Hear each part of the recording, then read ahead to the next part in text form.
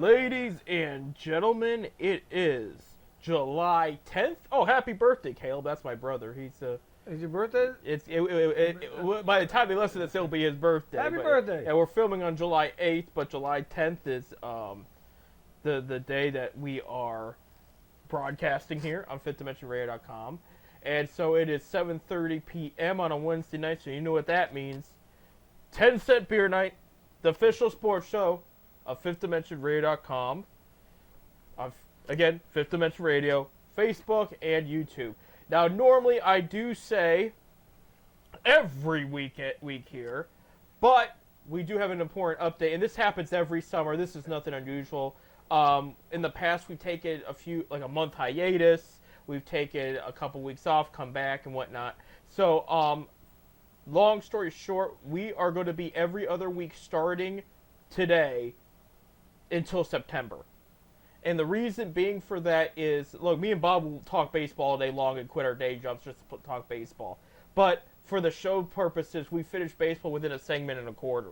And coming up, that baseball is going to be the only thing that's going to be around. You know, you'll have football training camp, but what are you going to talk about there? Like, just practice? You know? And we will have the Olympic talk coming up, but it's our sports events are thinning out for the summer, which is it happens every year. NBA free agency, the meaty part of that's already over, and so there's just less and less to talk about. But we're going to go every other week until football, and then we'll go back to every week about the time that football and school kicks off again. It also gives time for these guys, not really me, I work all the time, but these guys to do stuff with their families. I work all the time. I work all the time. I mean, I'm at the golf course. Yeah, that's working. Yeah.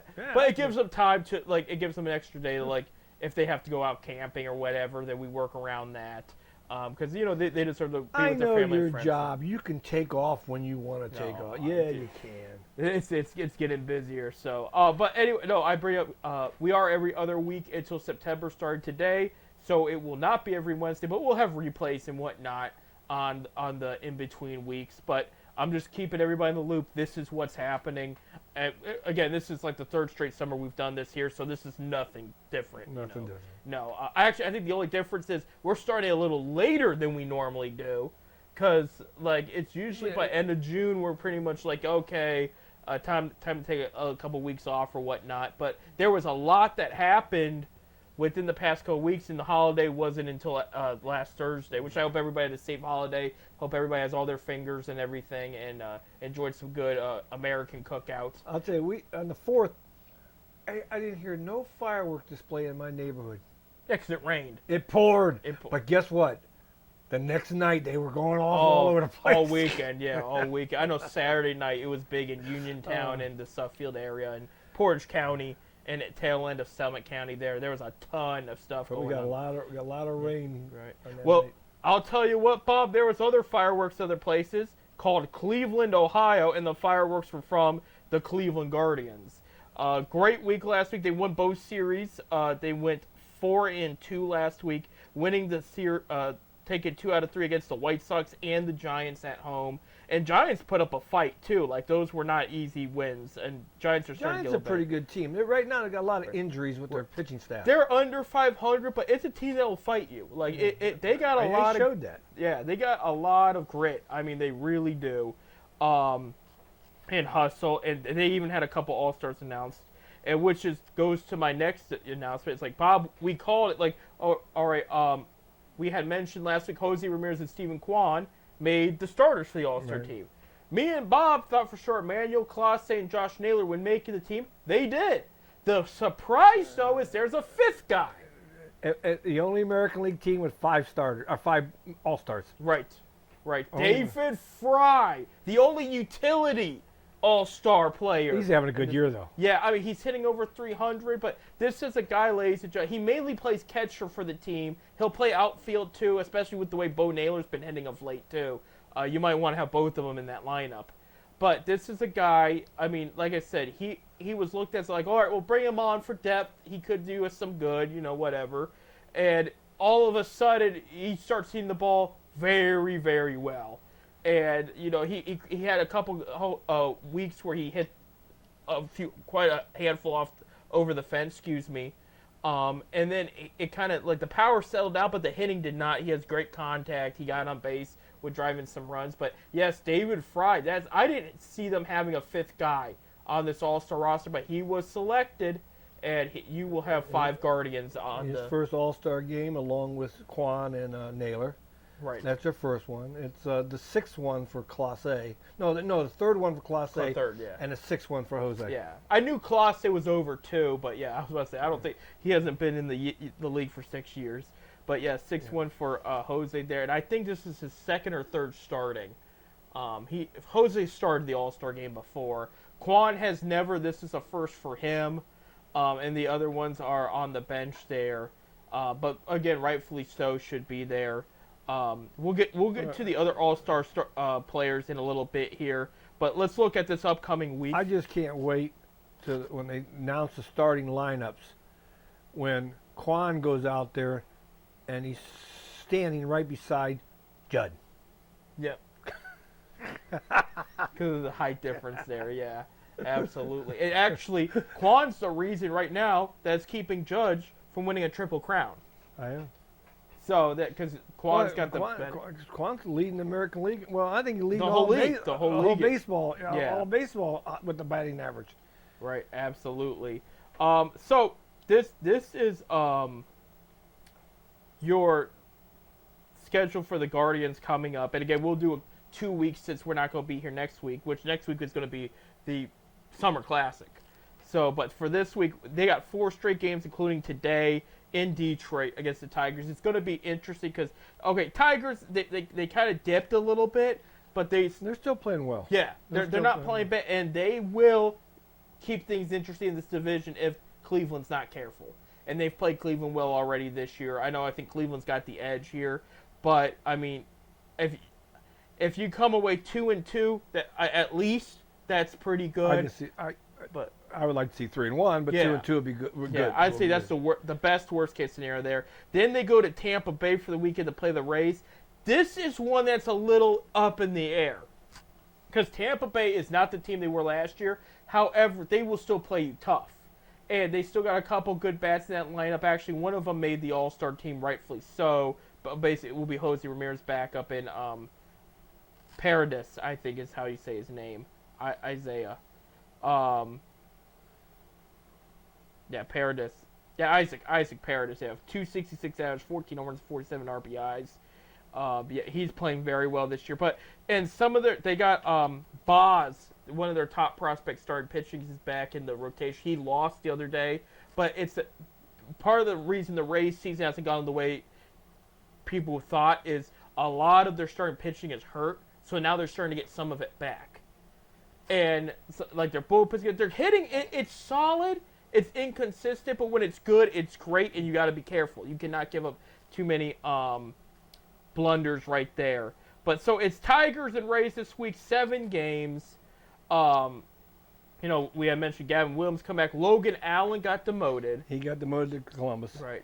What I thought was a little weird, Bob, we talk about Tristan McKenzie got demoted. His bobblehead night was Saturday. I know. And he won in Columbus Saturday. That came up. He did get the win in Columbus, so he played well, and they were talking about that. But he had a bobblehead night, and he wasn't allowed to be there physically for it. So we've never seen that before. I mean, we've seen different scenarios where so-and-so got a bobblehead, and it changed up because of an award or something. Like somebody won a Golden Glove, so they added gold to the glove or whatnot. We've seen it where it's goofy. Was like George Costanza from Seinfeld was the Yankees bobblehead night over the weekend, because in the show Seinfeld he was the general manager briefly. Oh, was he really? For the Yankees. I've never watched the show. Yeah, for a whole season he was the general manager of the New York Yankees. He accidentally stumbles into the job.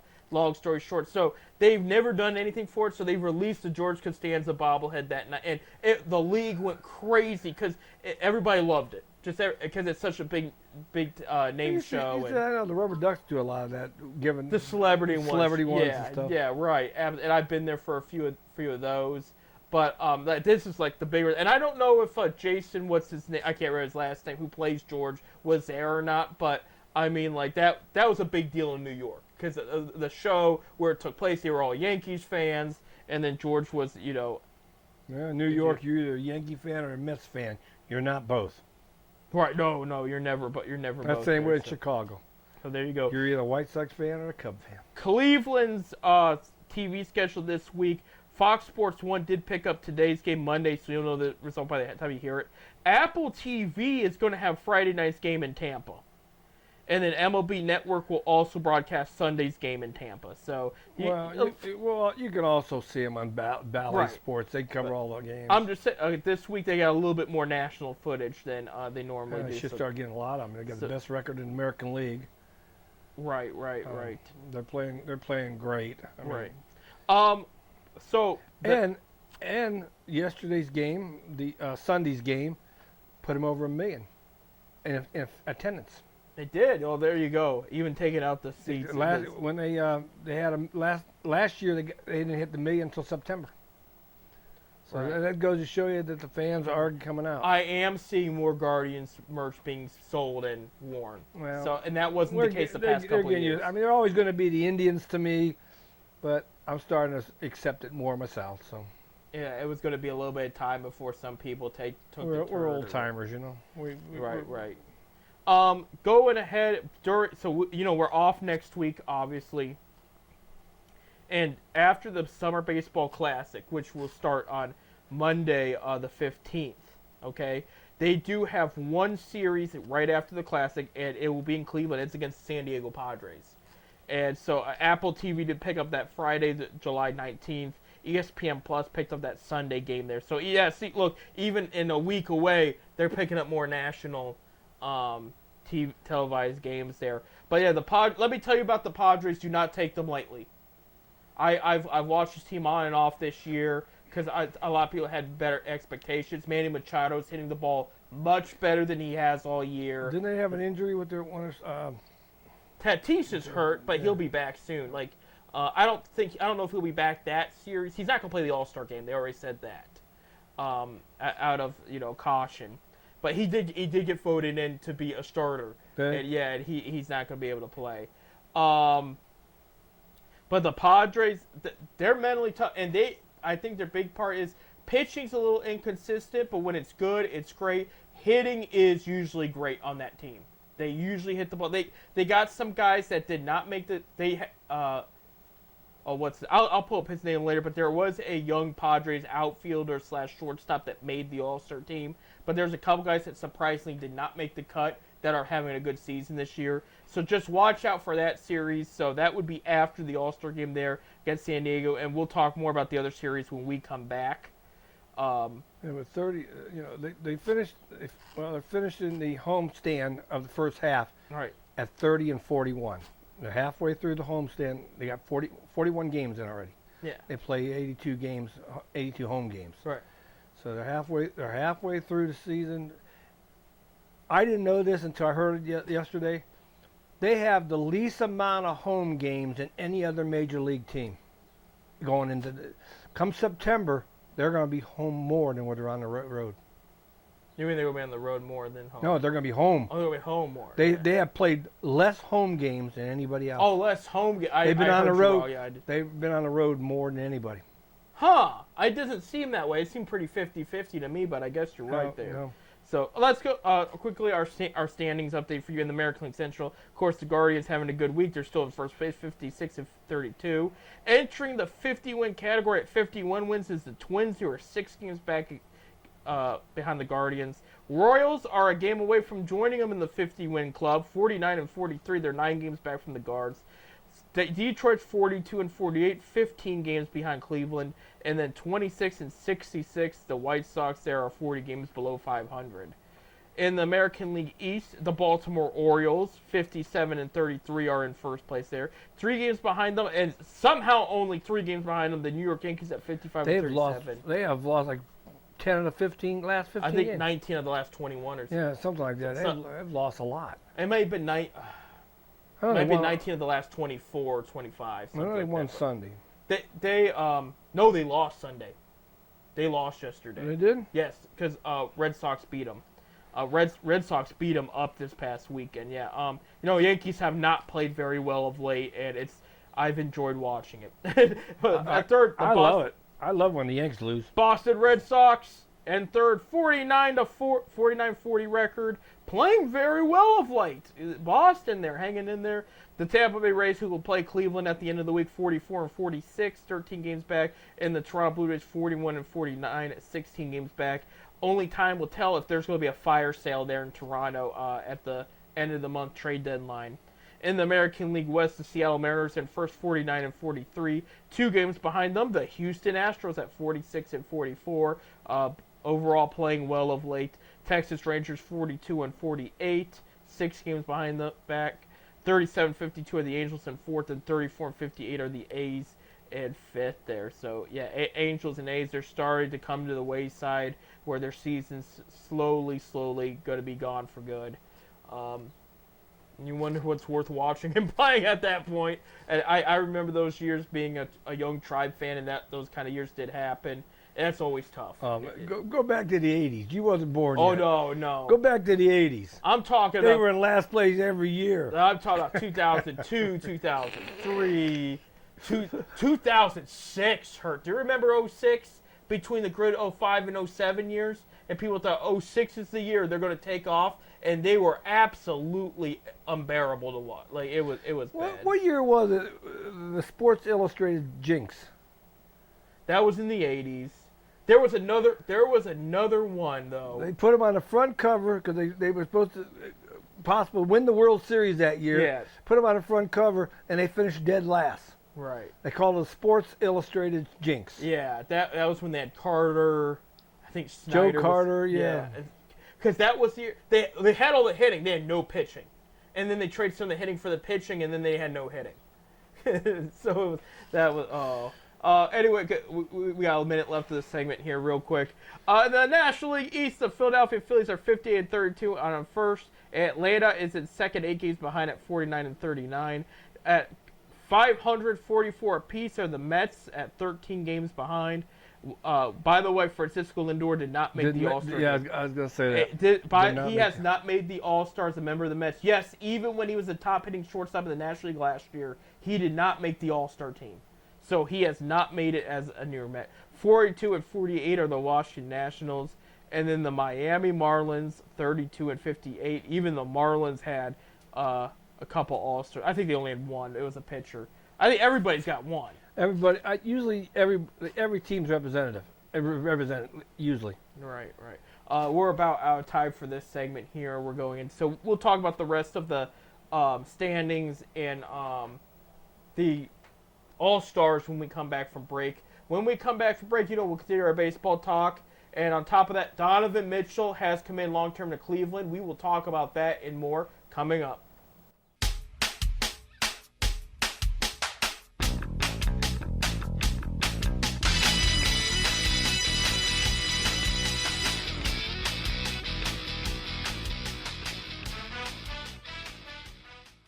All right, welcome back to 10 Cent Beer Night here on FifthDimensionRadio.com. I'm Seth. I'm Bob. And Bob, we still got some more baseball to talk about because there's so much baseball to talk about right now. Starting with the National League Central, the Brewers, 53-38, are on top of the division. Had a good series against the Dodgers. They lost the series, but they beat them up on Sunday. I mean, it was bad. So Brewers there playing some good ball. Recently traded for former Cleveland, Indian, and Garden. He played for both. Aaron Savali.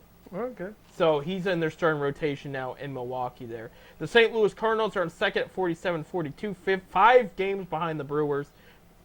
Pittsburgh Pirates 42-47, 10 games back. Paul Skeens, you've heard me brag about him. He made the All-Star team. We'll talk about that in a little bit here. But the rookie has been just phenomenal. Fourth is the Reds. They move up a position. They're 42-48, 10.5 games back. They also got some All-Stars we should be talking about. And then the Chicago Cubs dead last at 42-49. In the NL West, the LA Dodgers, still winning, still playing overall pretty good ball. Lost the series to the Diamondbacks in LA. This is the first time they've lost back-to-back series against the Diamondbacks at home in several years. We're talking probably the mid-2000s, maybe 2013 or something like that. It was somewhere around, it was the early 2010s or late 2000s there, was the last time they lost back-to-back series against Arizona at home, but then they turn around and won the Milwaukee series. Padres 49-45, 7.5 games back behind the Dodgers. Diamondbacks are now 500 locked at 45. Excuse me, are 500 at 45 apiece. I meant 9.5 games back. Giants, who just lost the series to Cleveland over the weekend, 44-47, 11 games back, playing overall well late, and then the Rockies 32-58, 22.5 games back in the NL West there. So right now, Guards sitting pretty right now. They will at least go into All-Star break as one of the top teams in the... I see that Ohtani from the Dodgers is not going to be in the home run derby. He pulled himself out. Yeah, probably for health reasons. I mean, he's been playing very well. He made the All-Star team there. Let me actually pull up. Something about the... because his pitch, because he's rehabbing for the pitching part of it. Because I know he's been playing.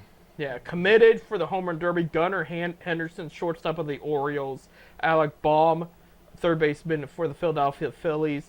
Pete Alonso, already a home run derby legend, first baseman for the New York Mets. Shortstop for Kansas City Royals, Bobby Witt will also be in it. Tough player. Interested. He said Ohtani's not going to do it. He was on the interested list. Teoscar Hernandez of the Dodgers is a potential option. Aaron Judge and Yordan Alvarez, Juan Soto have all said no. So that's that. Hosey in there? Jose's not in there. I got to put Hosey in there. I did not want that to happen. Or Josh Naylor. I would love to see Naylor. I think he would be good at it. Tell you what, I'll tell you who's starting to hit the ball, and I'm not a big fan of his. I'll be honest with you, is Bo. But Bo's starting to prove me wrong. Yeah, I mean it was going to take him a little bit, but he's of late played very well. So real quick, here are your starters and reserves and pitchers for the All-Star game. Subject some to change and added because there is injuries here. I'll tell you who it is. We'll start for the American League starters at catcher Adley Rutschman of the Baltimore Orioles. At first base, Vladimir Guerrero Jr. of the Toronto Blue Jays. Second base, Jose Altuve of the Houston Astros. Of course, as we've been talking about, third baseman from the Cleveland Guardians, Jose Ramirez. Shortstop and having a killer year for the Baltimore Orioles, Gunnar Henderson. Good ball player. Outfielder for the New York Yankees, Aaron Judge. Outfielder for the Cleveland Guardians, as mentioned, Stephen Kwan. Outfielder for the New York Yankees, Juan Soto. That trade has worked out very well for them. And the designated hitter will be from the Houston Astros, Yordan Alvarez, who's one of the better power hitters in the game. For the National League starters, behind home plate at catcher from the Milwaukee Brewers, who first place in the National League for most of this year, probably the whole year. William Contreras, he's having a great year. From first baseman for the Philadelphia Phillies, Bryce Harper. This is the first year he's actually really played first base full time. At second base, a lot of people were putting him down, but the past couple years he has shown that he belongs in this league still. I'm talking about Arizona second baseman Ketel Marte. At third base will be from the Philadelphia Phillies, Alec Baum. Another Philly at shortstop, Trey Turner. Outfielder from the San Diego Padres, Jurickson Profar. And what's interesting, Bob, people were ripping on players on the field at the beginning of the season, were ripping on him for his career inconsistency. Here he is, All-Star game, batting over 300. This player is hurt but won a starting spot, so he's not going to start or play. And that's outfielder for San Diego Padres, Fernando Tatis Jr. Outfield for the Milwaukee Brewers. This is a name a lot of people haven't heard in a while, but he's having a great year. Christian Yelich. Yeah. Remember, he was the MVP a few years ago. Good friend of Baker Mayfield's. And a designated hitter, the new LA Dodgers, Shohei Ohtani, playing very well there. American League pitchers. From Los Angeles Angels, Tyler Anderson. From the Baltimore Orioles, they traded for him over the offseason, Corbin Burns. Cleveland Guardians, Emmanuel Clase will go to his third All-Star game.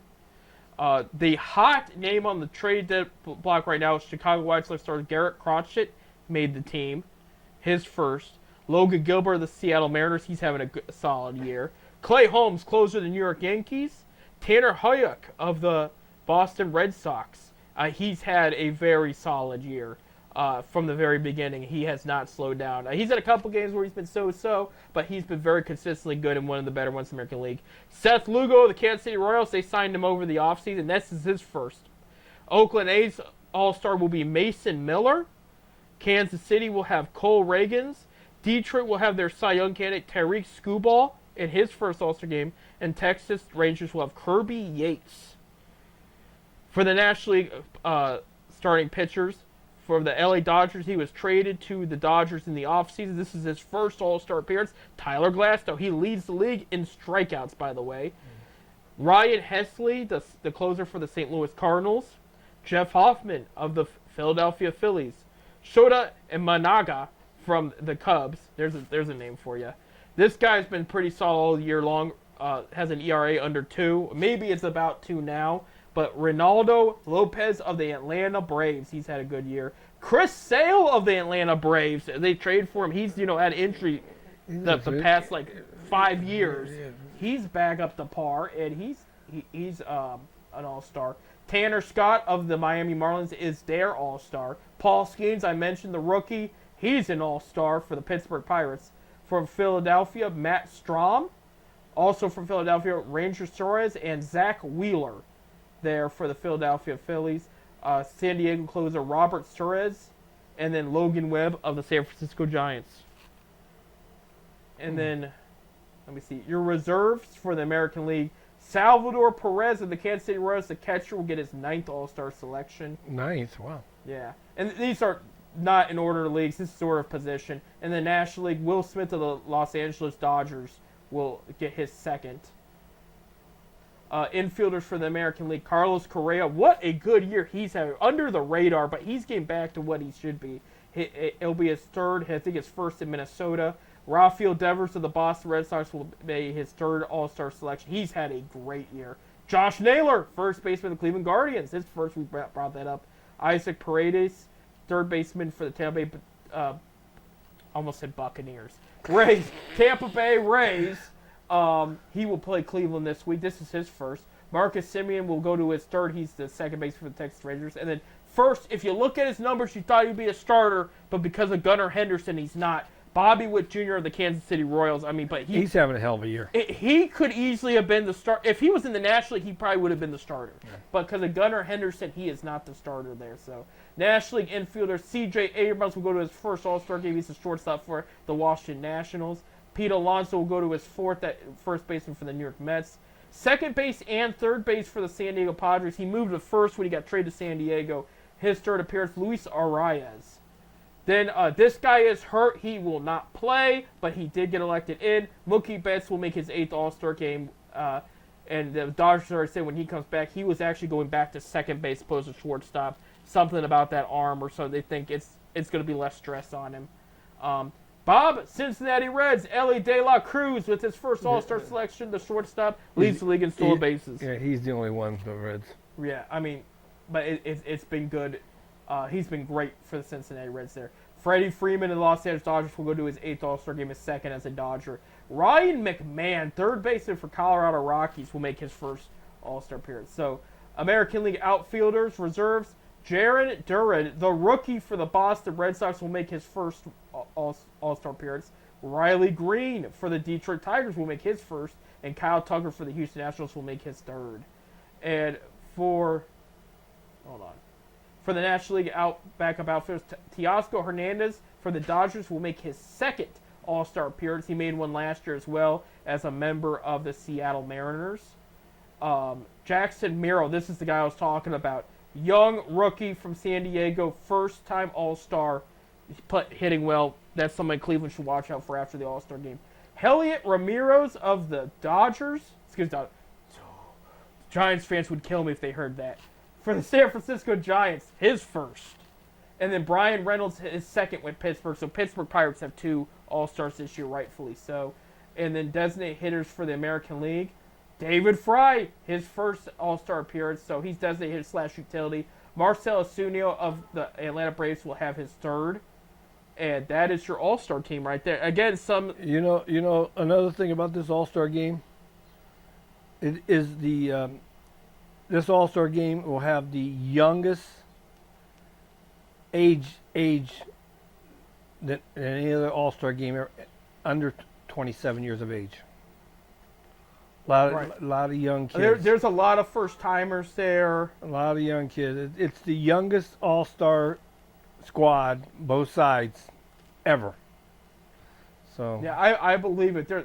But there's a lot of rookies that have stepped up this year. Yeah. I mean, including David Fry's pretty much a rookie. yeah. You know, you have him in the mix there. Kwan's not a rookie, but this is his what? Third. How old's Hosey? Jose's. I mean, he's not too old. Yeah, he's probably 29, 30, He's 31. 31. I knew he was a little because he's been around for a while. He was young when he came up too. But I mean, he came up and I mean, the average age is 27. They were talking about that the other day, and the average age, the last All-Star game age was 29. So this is the youngest group ever in an All-Star game. yeah, that's always good to hear. Really, it's So we got a lot of good young talent coming up. right. Let me see. Jose's been with Cleveland since 2013. Right, he's going to be with them until 2030. Right. Because if you remember when Francona first started, that wasn't 2013 though. No, he did. Yeah, that was his first year. Because I remember when Jose started, because he was shortstop. As Drupal gets hurt, and people thought, oh, this is it. Lindor's coming up. Lindor is coming up, and this is well, they wanted Lindor to stay. It was contract reasons and development, and they said we have this guy named Jose Ramirez. He's killing it in Double-A Akron right now. And they really liked what he saw in spring training, so they called him right up. And he wasn't great at first. He was just okay. And then it was really 2015 you saw a little more. 2016 he hits his stride and he doesn't turn back. You know, and that's what made it impressive. And then he made his permanent position there with So anyway, third base, yeah. congratulations to all the All-Stars. All the All-Stars and our five, you know, all four. Right. We only got a couple minutes left of this segment there, Bob, but I wanted to make a comment because interesting thing happened over the weekend. I'm not sure if you saw it or not, but you've heard my gripe about the Cleveland front office extremely inconsistency to draft. Like, you look at these All-Stars we have now. Now, I don't remember if David Fry was drafted. I know that Kwan was out of who's going to the All-Star game. And in baseball, all that matters is you get the right players. You know, you could get them undrafted, like Jose was undrafted. You could draft like Kwan, or you could trade like how they got Emmanuel Clase, or you could be the Yankees and trade everybody and just have a loaded roster of names. Maybe they're good, maybe they're not, but they're better than what you have in the minor leagues. And, you know, you just throw that on the field and still take The it. Yankees were known for that at one time. Over the weekend, 2020 first-round pick Carson Tucker got cut.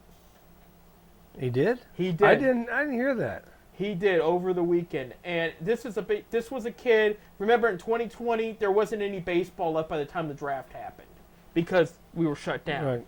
And so the MLB draft was hyped more than it ever was because, like, there's literally nothing going on in sports. You might as well watch this, was the attitude. Carson Tucker, 18-year-old out of Arizona, gets picked by Cleveland.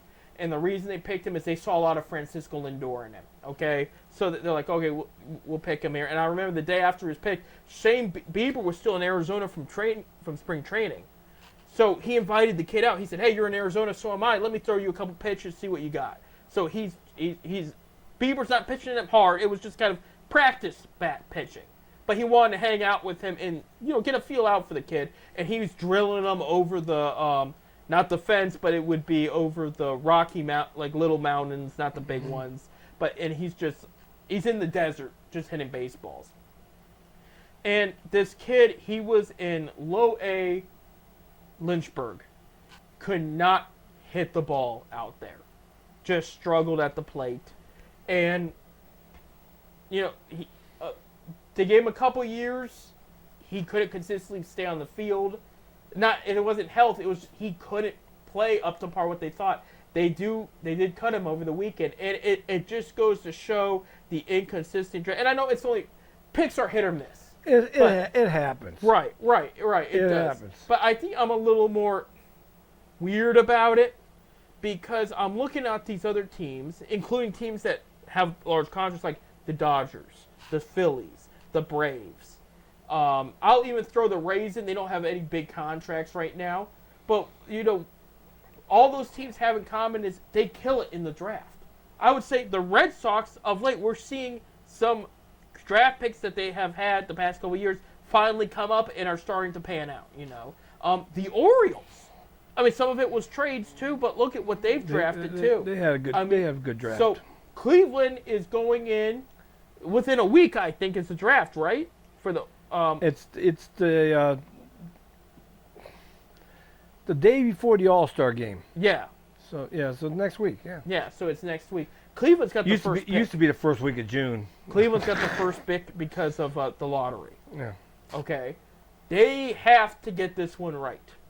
This is a big one, and you could look and say, well, Seth, how have the other draft picks done? Antonetti's had, in his time being GM and president, like I know he's not technically GM anymore, but he's still involved in the draft.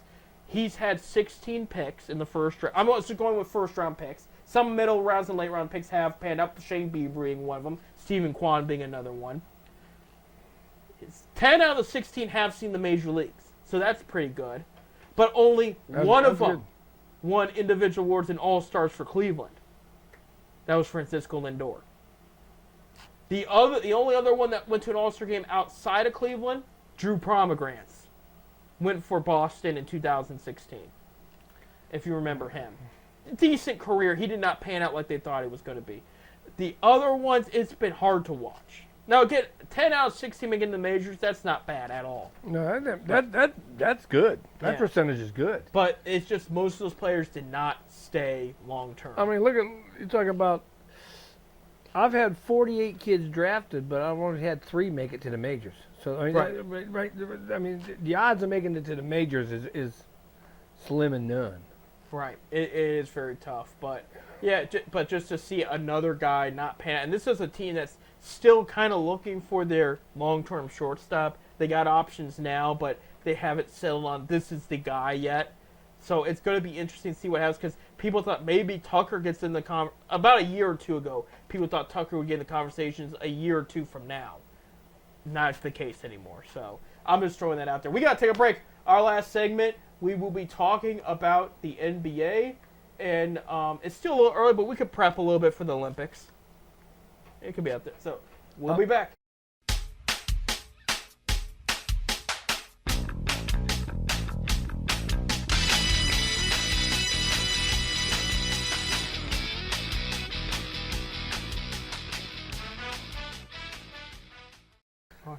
And we're back here at 10 Cent Beer Night. Our last show till 2 weeks from now. We're every other week now until September, just as a reminder. And I'll remind everybody when the show is over as well. I'm Seth. I'm Bob. And Bob, we were talking at break about teams using the old names for retro nights. You know, we have the Akron Rubber Ducks here. They use the Akron Arrows. And the Tampa Bay Rays have used the Devil Rays, brought it back and used it.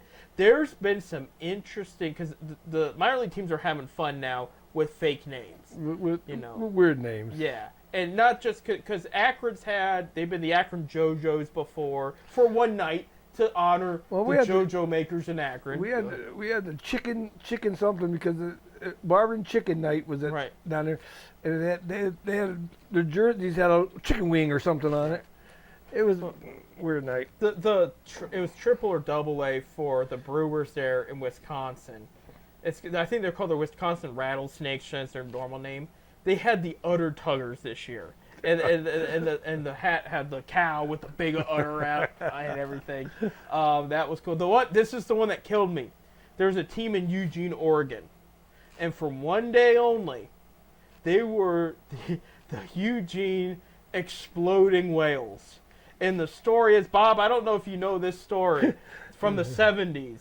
But a whale carcass washed up on shore about near Portland. This was in Oregon. And so... Maybe it had too many doobies. Well... Since it's legal there. Well, no, this was this was 1971. Yeah, this was a while ago. And somebody in the city had this idea... We have to find a way to, it's a big whale, it's very heavy, it might take a lot of equipment and money to put it back, and it's dead, too. So they said, let's take dynamite and blow it up. So they blew it up, And you can look at this was one of my first YouTube videos I ever saw. By the way, was this ever in my life when YouTube was brand spanking new. You can look up the news report. And they're like marketing this and everything. They're saying we're blowing up the whale on the shore. We're blowing they're making it like this big deal. They blow it up, and they said, well, this hasn't gone what people thought it would. There's whale pieces all over the place in the shore and then in the dock. And they said, and it smells really bad, and people are starting to get really upset now. And it just was a horrible idea from the get-go. So this Eugene, Oregon minor league team, I can't remember their original name. They were just like, for one day, we're going to be the exploding whales after this event, and it's just so great. I love when they come up with creative ideas like that. A lot of the minor league teams do. Yeah, there's some weird things. I mean, you can't compete. And that's the reason why people need to get out to a minor league game. Right. They're fun to watch. You're not really cheap there for the entertainment. names, to see certain players. You're just there for the event and for America's pastime. But so they spice it up to help get people into the ballpark, and it's fun. And we have mentioned like the Rubber Ducks, giving them a little free ad here. Basically, they have a celebrity night. They've had people from The Office and Scrubs and other sitcoms. Well, they had show up not and too long ago. They had the guy from the Big Bang Theory. Yeah, the comic book store owner. Yeah. I can't think of his name. Spencer. So I can't remember his, but yeah, he was there, and then they'll have a local legend, a Mark Price. We were down there when they had Carlos Baega was there one night. Right. But I'm even talking outside baseball. They'll have a Cavalier or a Cleveland Brown, and sometimes they'll do one or the other on both in one season, and they'll do autographs, and you have a bobblehead of them then. So they've done those kind of things before. So minor league keeps it interesting to bring it in. So minor leagues is a great time. It's a great family entertainment. A lot of things for the kids to do. You get a chance to get down to the Rubber Ducks game. You can't beat it. Right. So in basketball, we're going to switch gears now. Free agency, the meteor part's probably done by now already. Like, it was a good free agent class, but a lot of the big names are already off the board. Okay. So where does that leave Cleveland? Donovan Mitchell signed his extension in the middle of last week. He's had a 3-year extension. Cleveland's going to get him during his prime years officially. And what I love is Mitchell made a statement, and they posted this, by the way, on the social media platforms. They censored it though. And his exact words were, and pardon my French here, I try to watch my language on it, but just for the exception here, because it's a big Cleveland No, fan. you said I'll beep it. Beep. We've seen a lot of Cleveland players leave over the years when we thought they'd stay. He's staying, and his exact words were, "I'm not fucking leaving." Was his exact words. That was a quote from him when he signed that deal, and that's what he told the front office. That's what he told the Cleveland press. This guy's all in. Cleveland Press. We still got a Cleveland Press. Well, somewhere. We got the Cavaliers. We got the Press. Plain Dealer. Yeah, the Cleveland.com. Well, used to be two papers in Cleveland: the Plain Dealer and the Cleveland Press. I know. But the sports press there, the Cavaliers press, and that was his exact words there. So he signed. So what's going on with the Cavs moving forward? Not a ton, but there doesn't need to be a ton. Most of the team is here, and most of the team is growing and getting better. They are still looking at wing options. Miles Bridges' name was brought up. He re-signed with the Hornets. So that's not going to happen. There's been talks with the Nets for either Cam Johnson or Dorian Finney-Smith, and they think the way it's going to happen is Isaac Okoro signs a sign-and-trade deal. However, I would not personally trade Okoro for Dorian Finney-Smith. He's a solid player. He fits in the system, but I think Okoro brings a little more than he does. Now, Cam Johnson, yes, because Cam Johnson could be a 20.7 rebound guy a game for you. That's a guy with good size, good scoring efficiency, and decent defense too. I mean, like I said, he's a very well built player. So that I would trade Okoro for, but that's here or there. There is talks. I had mentioned, you called me the other day, Bob, and I told you about this. They are talking about getting a max extension for Evan Mobley, about 5 years, $270 million. Yeah. So they're going to lock him up long term. I hope they get it. Right. As far as are they going to trade any of their players? Well, if they do, it's not going to be any of the big guys. They're already locked up. They're not interested in trade Jared Allen. Donovan Mitchell wants Allen here. Atkinson wants Allen here. And Darius Garland told the press, you want to talk about language, these guys have foul mouths, Bob. He said he was pissed when he heard that he wanted to be traded if Donovan Mitchell signed an extension. He said he wanted Mitchell here. He said he was irritated. He did say piss was the exact word, but he was irritated that people thought he wanted to leave. He said no, he wanted him here, and he wants to win with him. So the big four is going to stay. So who could they trade? You got Isaac Okoro as a sided trade potentially. I know you don't like to hear this, Bob, but maybe Dean Wade's name pops up. Other than that, I don't think they're going to look into trading. If they trade Dean Wade, I will never root for them again. Well, we'll find out. And I'm not saying Wade's name's popped up in any trade talk. His name's actually hasn't, according to a bunch of sources I've read. But so you know me and Wade, we're like this. Right. And he might stay because again, that's a good defender and 3-point shooter off the bench, and you need that on this team. And they went without him a bunch at the end of that. End of last season and most of the playoffs, and that hurt them. They really could have used him in all kinds of situations there. My opinion, Altman, when he's been this quiet, he's made a big trade in August, okay? And when he was quiet a couple years ago, he landed Lauri Markkanen in a trade. When he was quiet the year after that, he landed Donovan Mitchell in a trade. All in mid to late August. So he took his time until a deal made sense. He's not in a rush here, but here's my thing with Cleveland. Okay, I'd be cool with Okoro coming back. I want the one position I want filled. They need a backup big man, a reliable backup big man. You cannot just rely on the rotation of Mobley, Allen, and then some of the bench players. You're just too small there. Get another big guy. It doesn't have to be the best big. It's got to be somebody reliable. It's got to be big. Yeah, somebody that can defend and rebound and score when needed. It doesn't have to be a 20-point, 11 rebound guy a game. It's just get somebody here that's going to produce. But they do need a guy. And look, I'll call me crazy. If they bring Tristan back, that's good enough for me. He didn't play bad. When he played, he did not play. He just got in trouble with steroids. That was the issue. Is that what the problem was? When he got suspended, yeah, it was steroids. Other than that, I mean, yeah, I would. You know what? They all do it. You can't tell me they don't do it. He just got caught. He got caught. It's. But anyway, yeah, it's. I mean, I watched some of these guys. They all of a sudden they grow like they're. Baseball, the biggest one with Bonds. I remember when Bonds came up. He was a little skinny guy. Next thing you know, he. Right. It's. They all do it. Right, there you go. They did announce the Summer League roster, the Cavaliers did. They start Friday against the Magic. Oh, look, we get to play those guys again. The team, I'm not going to read off the whole list, but just a couple key players. Amani Bates, their second-round pick last year, is on the team. Pete Nance, son of Larry Sr. and brother of Larry Jr. there. Craig Porter Jr., who signed a 4-year contract with the team last year. He's going to be on the team. Well, Pete played for the Chargers last year, didn't he? Yeah, for a little bit. Yeah, so did Amani.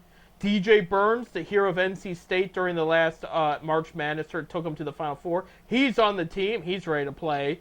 Luke Travers, a second-round pick from a couple years ago, he is also on the team. That's somebody to look out for as potentially to make the roster.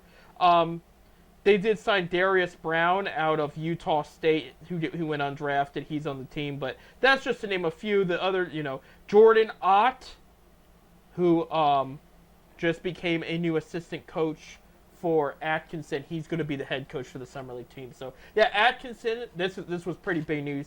He's got his coaching staff now together. Jordan Ott, who was with him in Brooklyn, and when Addison resigned, Ott became interim. Ott was with the Lakers and Darvin Ham the past couple years.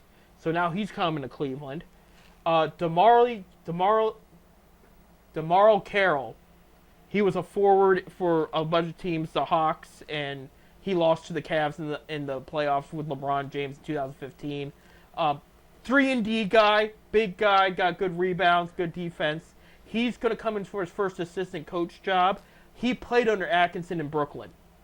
So he'll be there. But the big one, this is the big one, is when the Cavs have hired a head coach the past couple times, a backup plan has always become the associate head coach. It's the way it is.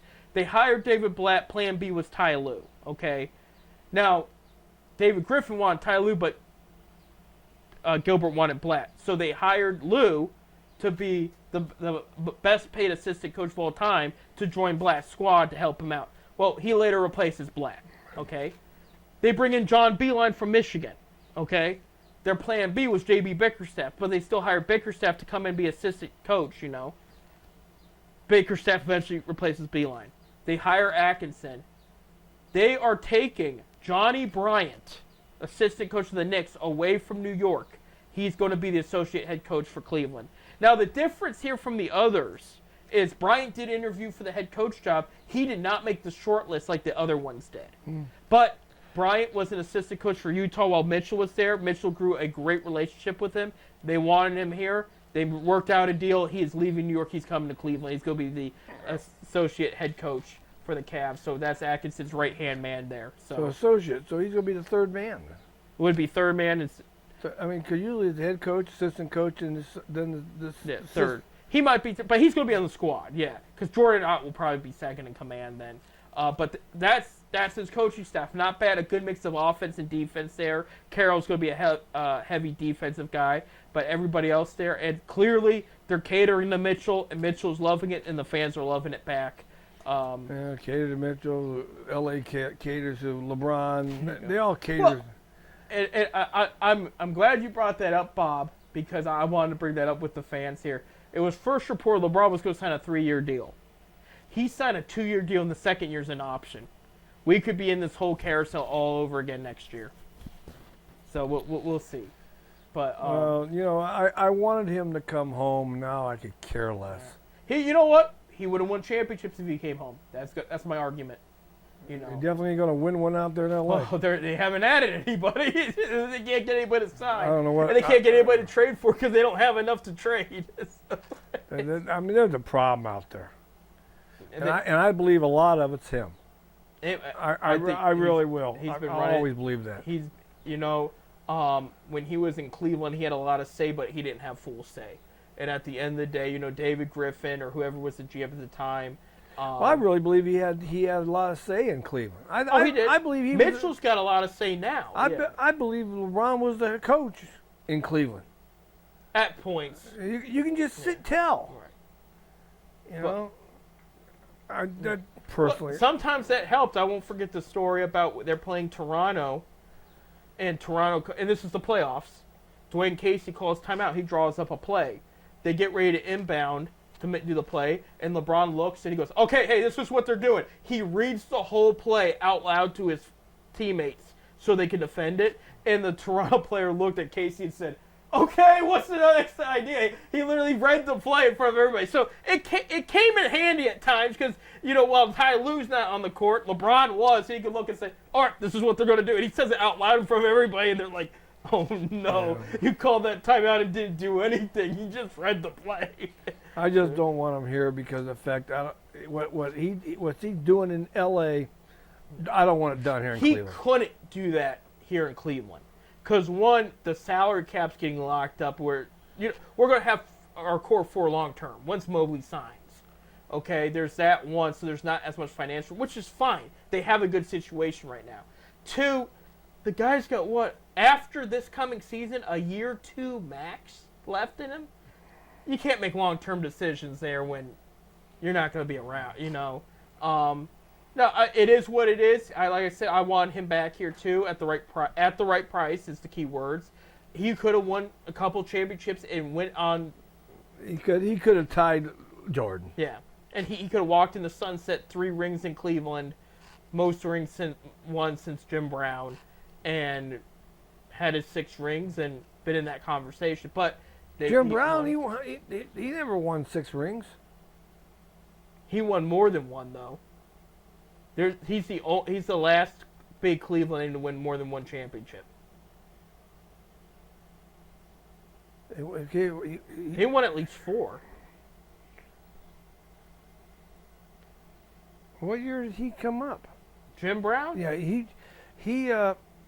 he never won one when they were the AAFC. They've won championships with Jim Brown. Yeah, in 54, in 64 and 56 maybe. Yeah, I'm pretty sure they won. You're forgetting some. Because he didn't come. They played in the AAFC when they first started, and from 46 to 50. He wasn't up yet. He won in 64, obviously. Oh yeah, we know he was in 64 Right. because he retired at the end of that season to go out to Hollywood to make movies. Right. No, yeah, I think you're right. He only won one. Yeah. He still could have passed Jim Brown. Yeah, he was 3-time MVP, 8-time first. Yeah, 9-time Pro Bowl. Joe Thomas upped him there. I did not know that, but yeah. Yeah, because he joined in 57. Yeah, there you go. Yeah, Hey, it is what it is. So they got Donovan Mitchell back, and that's the big deal. They got him long term. Knicks aren't going to get him. Heat are not going to get him. Clippers and Lakers are not going to get him. He stays in Cleveland. So because we got to wrap it up. We're about out of time here. Thank you guys for listening. Seriously, again, we're every other week now until September. Try to remember that. So we will be back here on July 24th. That will give us time to give you an Olympic preview. The Olympics tip off on July 26th. Yeah, I'm practicing my 12-ounce curls. It's 12-ounce curls right there. So Bob's already for Team USA there. I'll be there. Yep. And I'm going for gold. Team USA basketball will be ready too. We'll also talk about where the Guardians are after All-Star break, and we'll talk about the Summer Classic. And yeah, there will be more to talk about by then. But yeah, every week. So we'll see you guys again on July 24th. Until then, stay hydrated. Go to a baseball game. Go Guards. Go Ducks. Go Clippers. Go Captains. Go all the baseball teams. Go Reds. Hilltoppers. Go Hilltoppers. Lynchburg Hilltoppers. Go Fort Wayne Tin Caps. I used to work for them. Very nice people. Yeah, go all the good baseball teams. All our favorites there. Except for the Yankees. You do not go. And the rest of the American League Central. You do not. You can go. There's a certain place you can go, but I'm going to keep it. It's cursed already on this show, so I'm not going to curse anymore. You shouldn't say those words, man. I shouldn't. You know. We're done. Think it positive. Go to the baseball game. We'll see in a couple weeks.